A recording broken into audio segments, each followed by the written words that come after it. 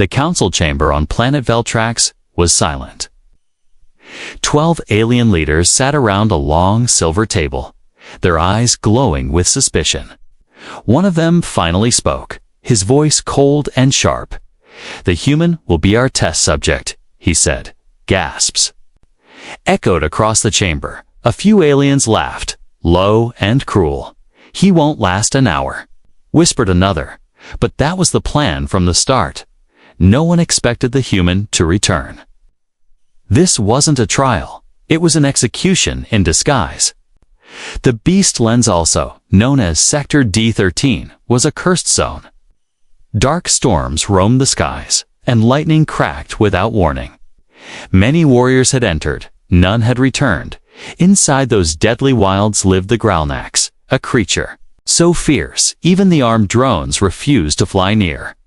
And yet, today, a human would be sent in alone. His name was Jack.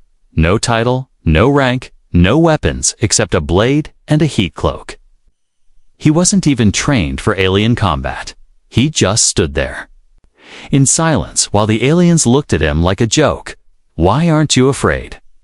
asked one of the guards. Jack gave a small shrug, his voice calm. "Because fear doesn't keep me alive, instincts do." They laughed again, but this time, the sound wasn't so confident. A siren echoed across the base. The massive iron gates creaked open, revealing the dark winds and swirling dust of Sector D13. "Step forward, human," ordered the captain. Jack walked without hesitation. On his back, a small pack with some rations, water, and a few old Terran tools. He adjusted his gloves and looked into the dark distance. "Any last words?" An alien sneered. Jack turned and smiled. "Yeah. Teach your kids not to underestimate quiet people." Then he crossed the gate, and the doors slammed shut behind him. The observers above watched closely, waiting for screams. They watched the monitors, expecting heat signatures to vanish. They waited for the beast to rip the human apart, but nothing happened for hours. The wind blew, but no blood, no body, no panic. The human had vanished into the storm, and that silence made the aliens very nervous. Inside the death zone, Jack walked carefully. His eyes scanned the rocks, the burnt trees, the strange claw marks on the stone walls. He wasn't a soldier, but he wasn't stupid either. He had studied alien creatures since the first day Earth joined the Galactic Council. What they didn't know was that Jack had seen the Galactic before, not up close, but in a video buried deep in the old Terran files. It wasn't a monster, it was a guardian, betrayed and tortured, chained in the dark for years. Its heart turned wild with rage, and now it ruled this place. Jack didn't come to kill it. He came to understand it, maybe even free it. He found a large stone with bloodstains on it, not fresh, but not old either. It was a feeding site, nearby. He saw the marks of something huge. Dragging across the dirt-deep claws, heavy steps, Jack dropped to one knee, placing a strange object on the ground. It was a bone flute, carved by Earth shamans. "K." He blew into it gently, and the sound echoed low, strange and peaceful. The wind stopped, the air turned still. Then came the ground, shake soft, but steady. A shape appeared between the dust clouds, eyes glowing like fire, shoulders the size of trees, fur matted with ash and blood. The Galactic, face to face with the human, 10 feet apart. One wrong move, and Jack would be dead. He didn't move, didn't speak. He sat cross-legged, closed his eyes, and waited. The beast growled low, circling him once, then twice. It leaned closer, sniffed him, its breath hot and heavy. Jack's heart pounded, but he didn't flinch. Minutes passed. Then something unexpected happened. The beast didn't attack. It lay down just a few feet away, its head resting on its claws, watching him silently. High above, alien drones captured. The moment is that. Submission. One alien commander asked, his voice shaking. "No," said another. "It's interest. He's not prey to it." Back at the alien fortress, panic started to spread. What if he survives? Someone asked. The elder general stood in silence, remembering a time long ago when the beast obeyed no one except the first alpha. And now, it had chosen to watch a human inside the death zone. Jack finally opened his eyes. He didn't smile. Didn't celebrate. He just whispered under his breath. "Let's see how deep this bond goes," and the beast, as if understanding, growled softly and walked beside him into the dark. The suicide mission had begun, but it would not end the way the aliens expected. The alien fortress was quiet that evening. Too quiet. The guards on the upper deck had stopped laughing. Something didn't feel right. Jack had been inside Sector D13 for over 18 hours. No death signal, no emergency beacon, not even a scream. By now, the human should have been bones on the rocks. Instead, there was silence. General Dravok stood at the main viewing window. His yellow eyes narrowed as he watched the storm roll in over the Black Hills. What is he doing in there? He muttered. No one had an answer. Inside the death zone, Jack sat near a flickering fire. The air smelled like sulfur and wet ash. He had found an old cave half buried under a cracked ridge. It was dry, safe, and wide enough for two, and it needed to be. Because the beast was lying just a few feet away, its eyes were open, glowing softly. It didn't sleep, it just watched. Jack had learned something in the last few hours. The Growlnax was wounded, not physically, but deeply. There were scars on its back, cold whip marks. Rusted metal still stuck near the spine.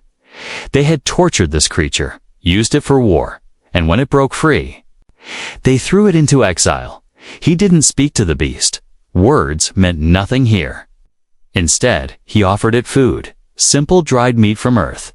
The beast didn't eat it. But it didn't attack either. It just stared at him as if trying to remember something long forgotten.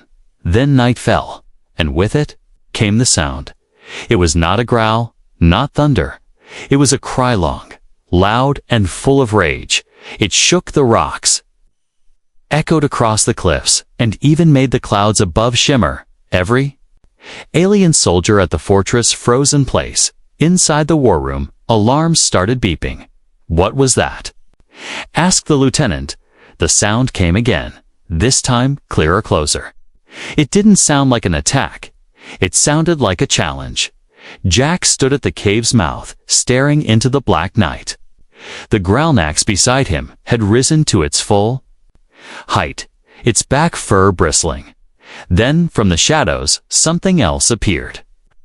Another beast, but smaller, thinner, scarred beyond recognition.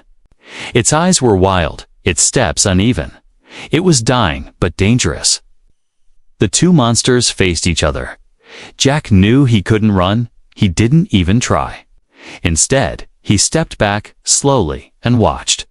This was their world. He was just a guest. The Growlnax roared, but not in anger. It was calling out, commanding, and to Jack's shock, the weaker beast knelt, its legs gave out, its head lowered. And it died right there in peace. The original Growlnax growled low, then turned back toward Jack. It didn't move for several seconds, then it stepped forward and dropped something. At his feet, a broken alien helmet, old and burned. Jack picked it up, confused at first. But inside was a nameplate, one of the alien commanders who had disappeared during early tests.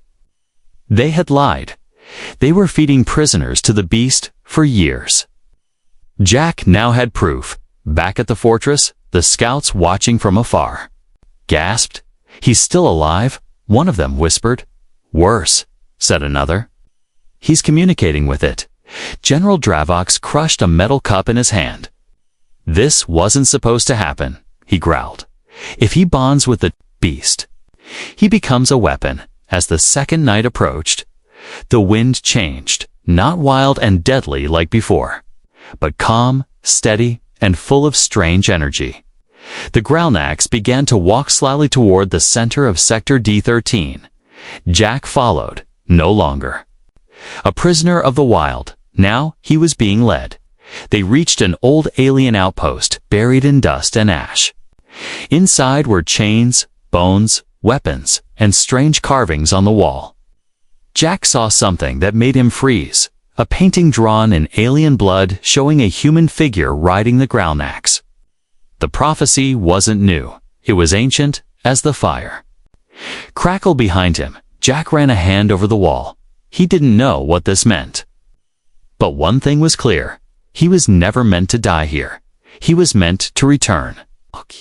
And when he did, their faces would never be the same. The storm had passed, but in the ruins of the old outpost, a new storm had begun, quiet, dangerous, and born of truth. Jack stared at the bloody wall carving of a human riding the beast. The Galactic stood behind him, massive and silent, as if it, too, was waiting for his next move. Jack reached into his coat and pulled out a small metal cube. 'Twas Earth-made, filled with old Terran data. He pressed a button, and a tiny hologram appeared, a map of Sector D13. But this map showed something. Missing from the alien records, a second chamber beneath the outpost. Hush. Jack looked at the beast. "Let's go see what they buried," he whispered. The floor creaked as he stepped over the bones of forgotten soldiers. The Galactic followed slowly, never too close, never too far, together. They found a hatch beneath a collapsed wall. Jack used his heat cutter, sparks flying as the metal gave way. The smell hit them first, told blood and rotting memories. Below was a lab, or what was left of it. Broken tanks lined the walls, filled with cracked glass and claw marks. Inside, more bonesome human, some alien, some unknown. Jack walked slowly, reading the faded logs scratched onto the walls.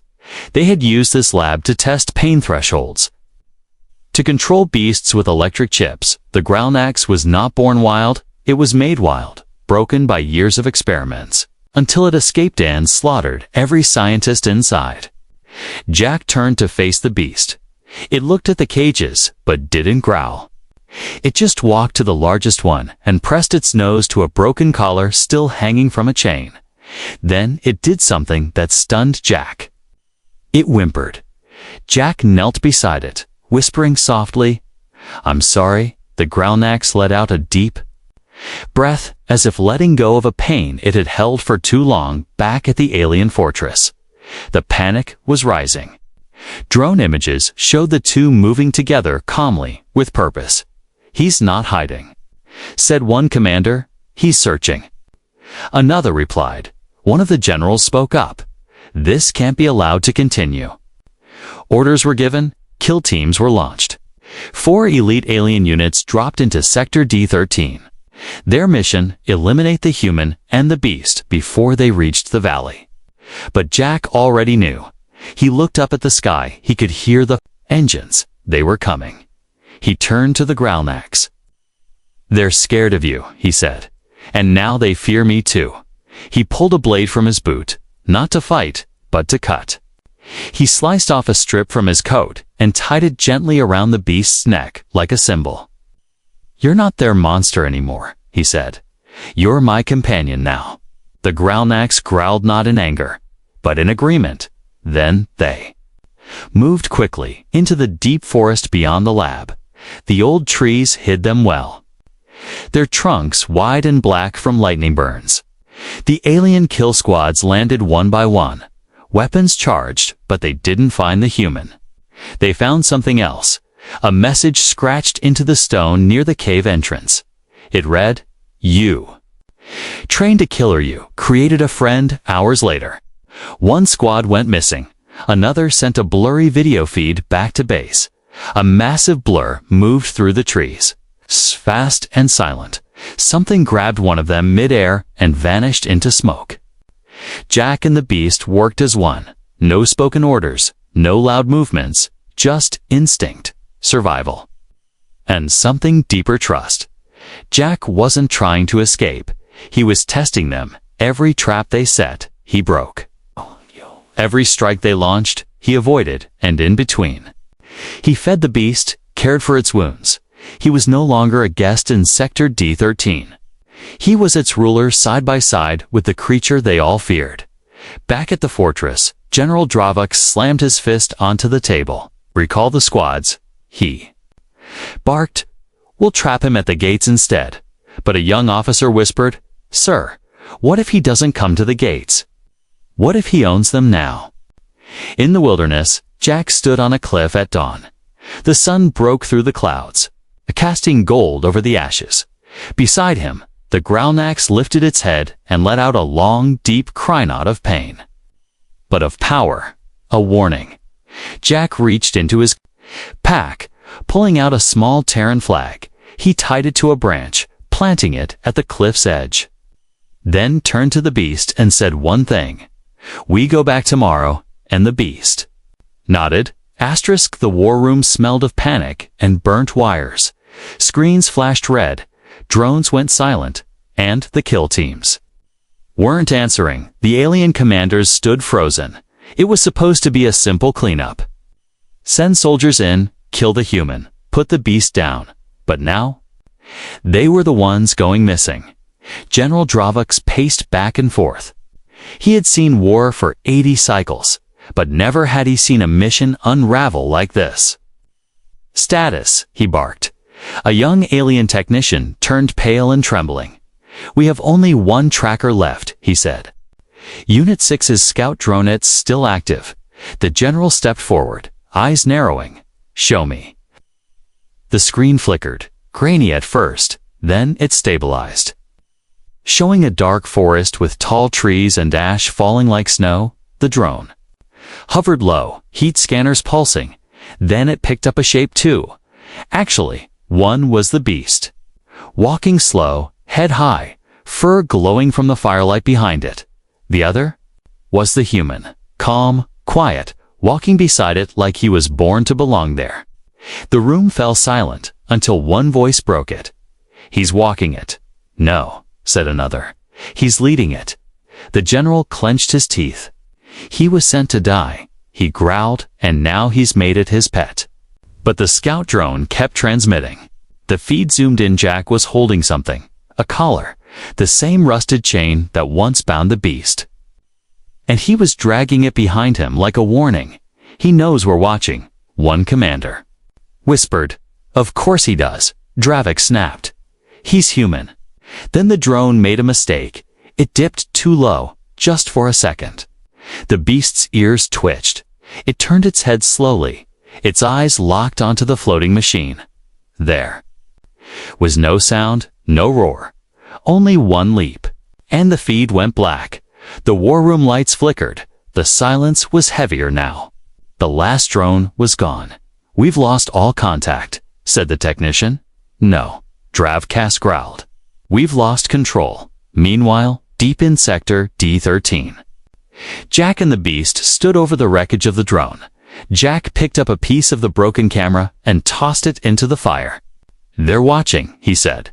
"But they still don't understand." The Growlnax snorted, sitting on its haunches beside him. Its large yellow eyes blinked slowly as Jack reached up and patted its shoulder. "I'm not your master," he whispered, "but I am your equal." At sunrise, they moved again, past the dead valley, across the broken bridge, toward the outer hills, and just beyond those hills, the alien fortress. But something else happened before they reached it. In a hidden corner of the forest, they found another creature wounded.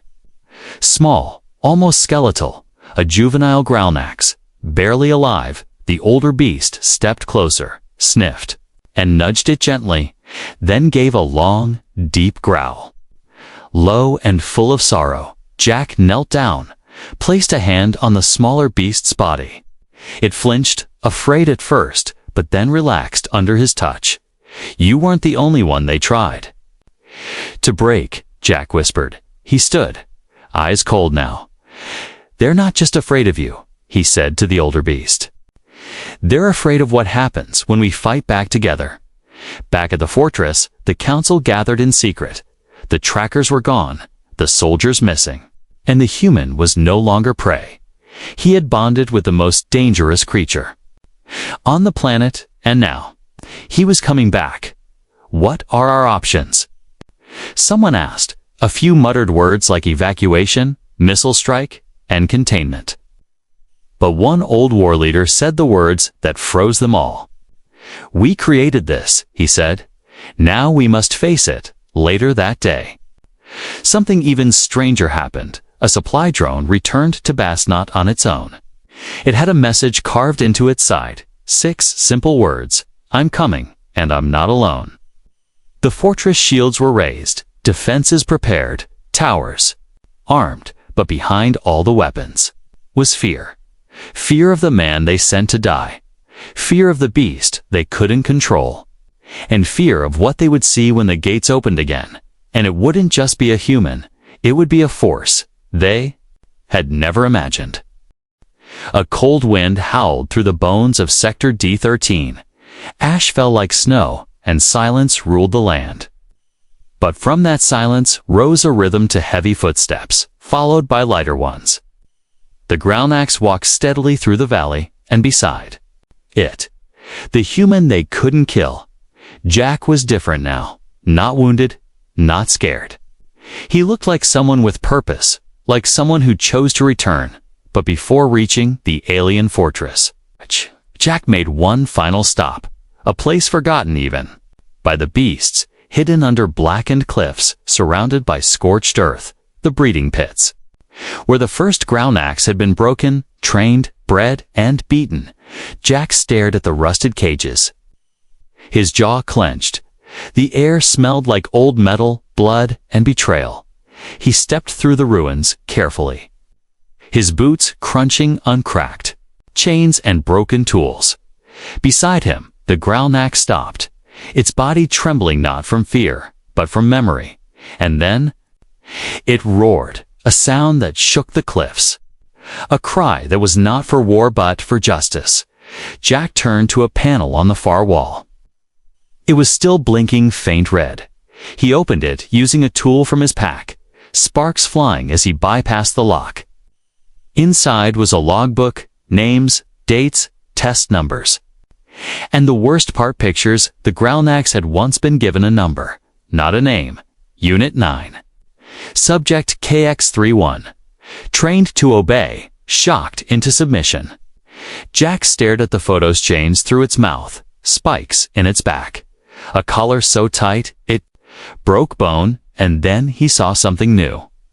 A list of offspring, smaller beasts born in pain, taken away, used, or discarded. Jack's hand shook as he turned the last page. All of them had one word stamped across their files: terminated, except one.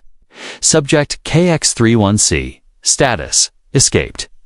Jack closed the log and turned toward the beast beside him.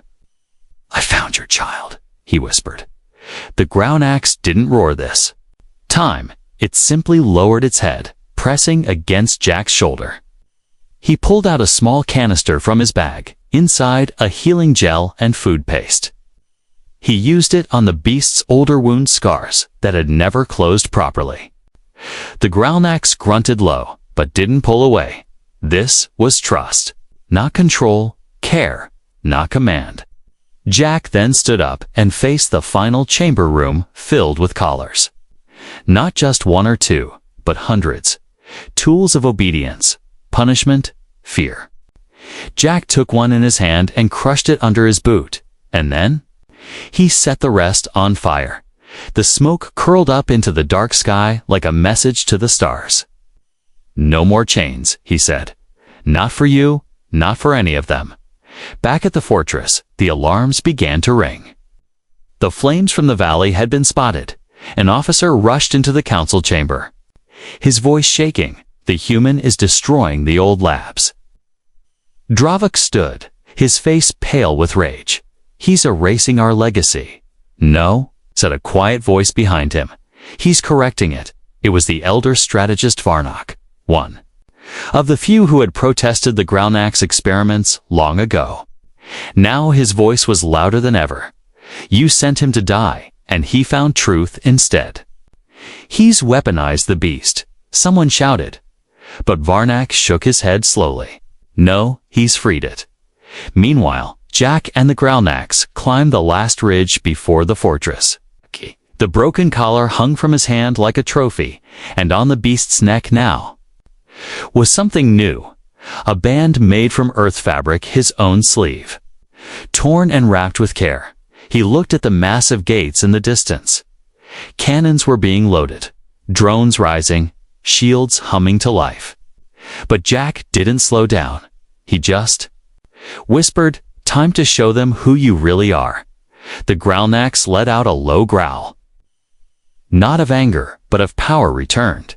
And behind them, unseen by the fortress scanners, a second Growlnax watched from the shadows, the juvenile one Jack had saved, now following two. The aliens had tried to kill one beast. Now there were three, and one of them was human.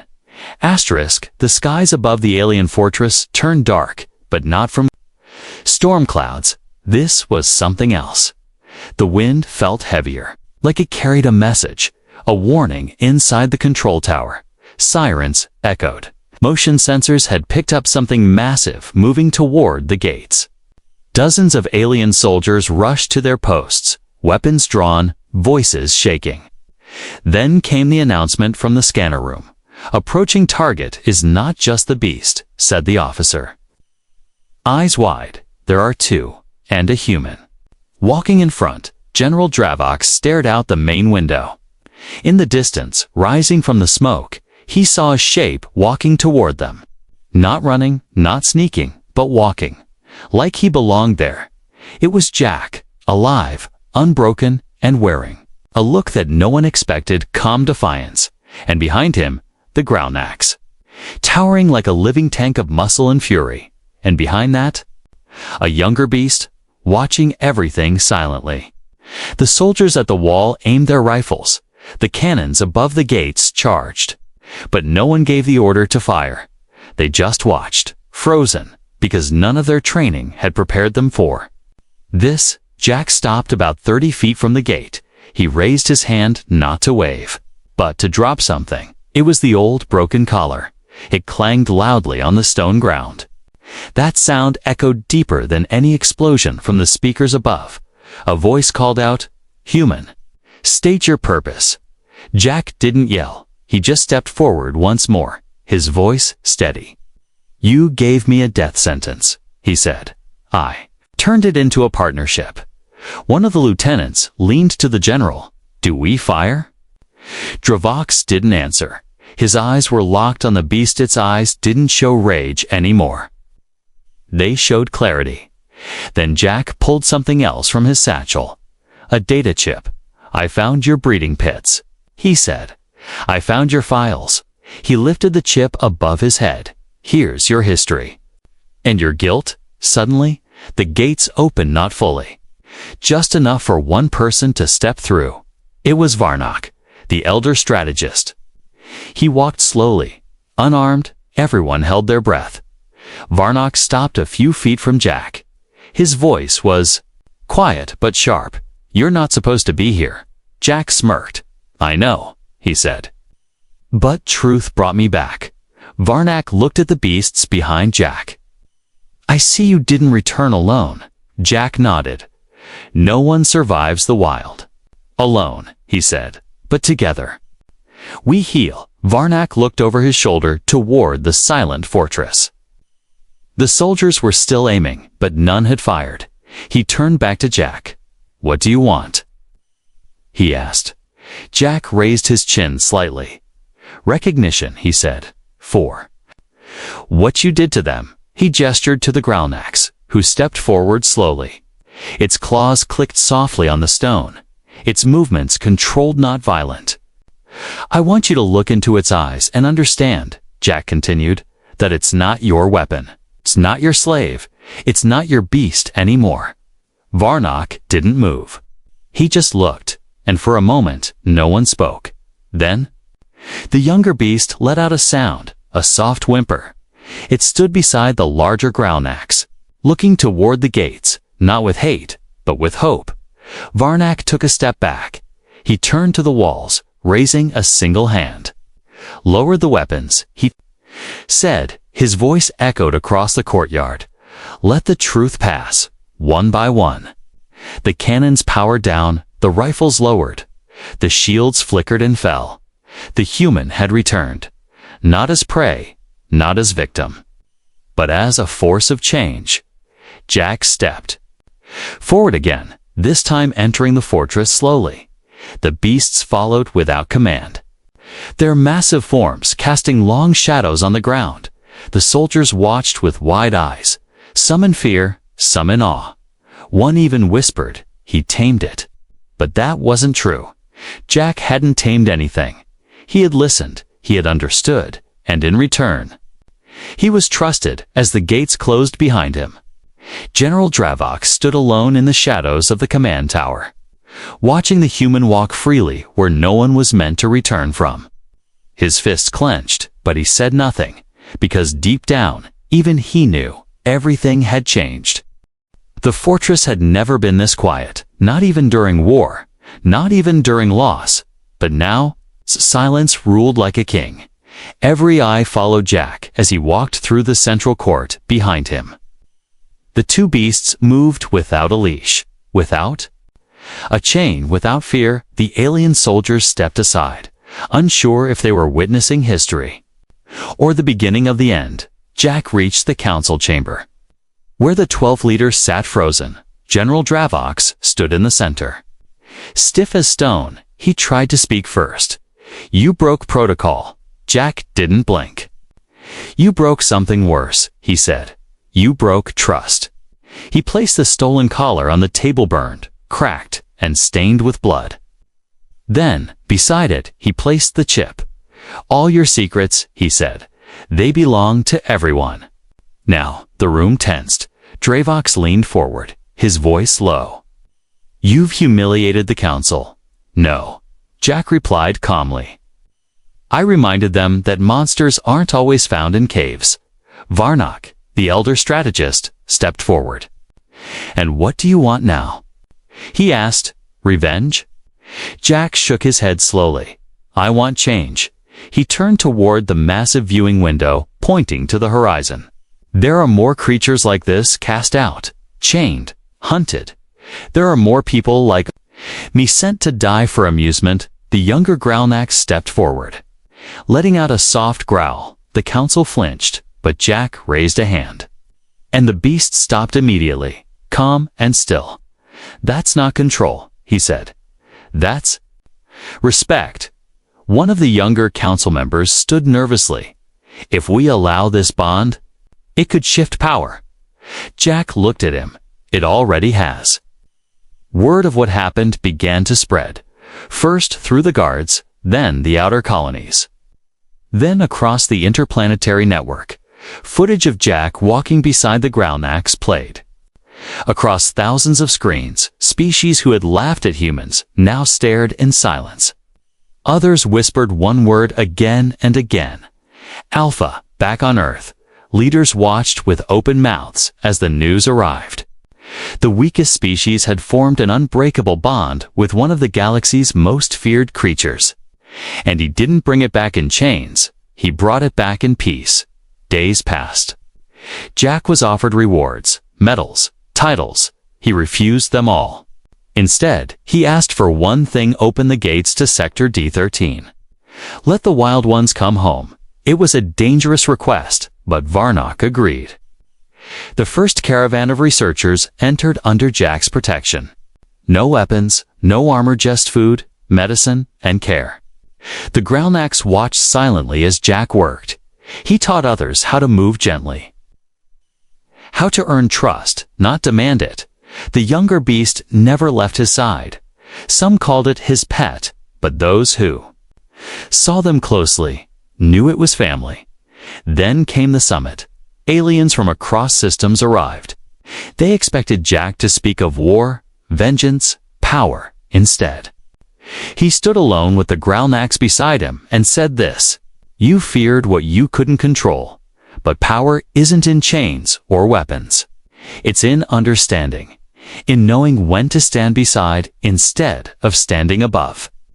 Many scoffed, some walked out, but a few stayed, listened, and then changed. Months later, a new treaty was signed, the Beast Accord, protecting sentient creatures once used in war, giving them rights, voice, and land. Jack didn't attend the ceremony. He was already gone, back in Sector D13 with his companions, cleaning old ruins, planting seeds where blood once spilled. Not just rebuilding the land, but healing it at night. He sat by the fire, staring at the stars. The groundnax curled beside him, peaceful. The younger one snored softly, twitching in sleep. Jack smiled, not because he had won, but because they had survived. Together, somewhere far off, someone asked again, how did the humans survive the beast? And someone wiser replied, he didn't survive it, he freed it, and in doing so, he freed something in all of us.